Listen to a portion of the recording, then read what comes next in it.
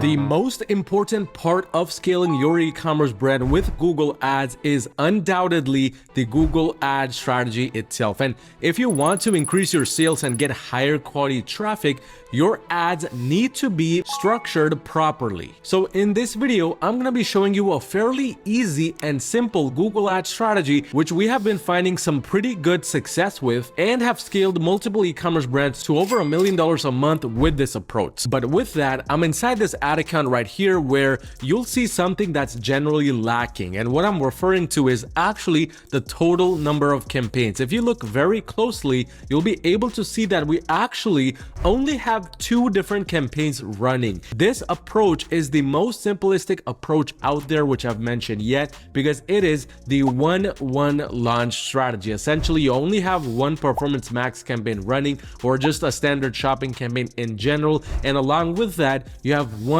other search campaign running. But before we actually go into the nitty-gritty details of this strategy and how it works, what I want to go over is which kind of brands really benefit from an approach like this. And if we look since all time, because we were the first ones to launch ads on this ad account, and we have been running ads not for a long while, just about the last few weeks really. If we go back in August and we can see exactly where the ads were started. Changing this to daily, we can see the ads actually started running at the end of August on August 27th. But since that time period, this brand has only spent roughly $5,100 in sales to make back $37,000 in revenue. That's a 7.30x return on ad spend. The reason why we even began using this strategy within this ad account is first and foremost, this ad account is in the farming niche. This e-commerce brand sells farming related products. And because it's such a out of the blue niche, there's not really too much specific strategies out there, we decided to take a fairly simple approach. And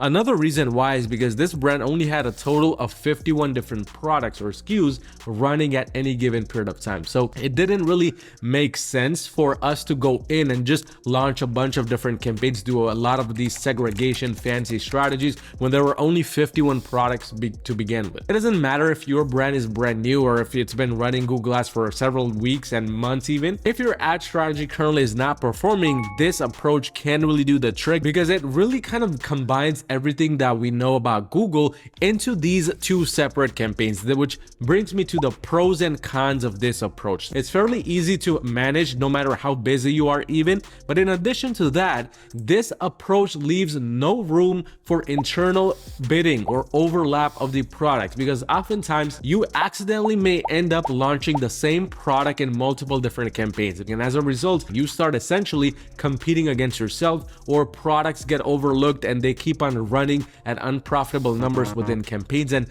things just become very messy very quickly. But in addition to that, this approach really harnesses Google's algorithm to find those best sellers fast, because again, you're not segregating out your products amongst 5, 10, 20 different campaigns, and now you're kind of putting all of your eggs in one basket, which in this case might be a good thing, because if you're running at a decent daily budget, like this brand was running it, this PMax campaign at $150 a day, well now the algorithm can actually go in and start spending its budget on the products which it believes are the ideal products to showcase for. And this can really be beneficial if you personally don't know which one of your products is the best seller, or if you just don't want to kind of guess those things. But the fourth and most important thing, which is why this strategy is so ideal, is because it provides a lot of data fairly quickly. All of the data you're getting within this campaign, it's all placed inside this campaign alone. Everything is nice and narrow within 1 to 2 campaigns only. But of course, not everything is sunshine and rainbows in this approach. There's a few cons here as well. First con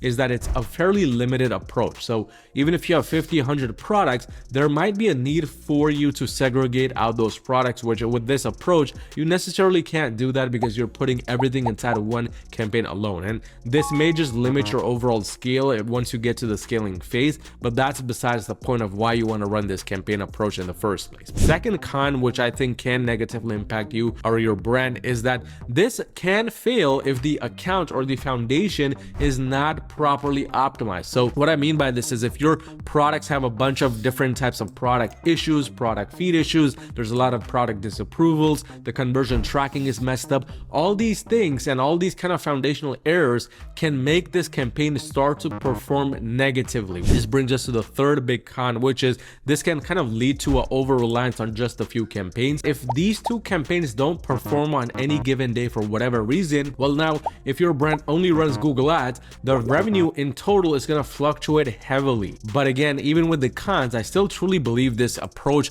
is the one that most brands need, because most brands, either they're overcomplicating things or they're just running things on a very, very basic level, which is not gonna benefit your cause at all. Now, the way to run this is fairly easy. All you need to be really doing is just running one shopping campaign along with one search campaign. The only thing which you want to take care of is in terms of the bidding or in terms of target ROAS, you really want to set this campaign free. I mean, here we don't have any target ROAS percentages set because there's so many different products here, and because we started with this brand from scratch, we didn't know what numbers to really be aiming at. And if we had set just a random number here, that would have limited the overall scale that this brand could achieve, which is not something you ever want to do. So you want to set this free, let the algorithm go out and find the right kind of people for you, the right audience at the right target ROAS percentages. And same thing for the search campaign. Now, the search campaign here, we were only running a branded search campaign, but if you do decide to run a cold traffic search campaign,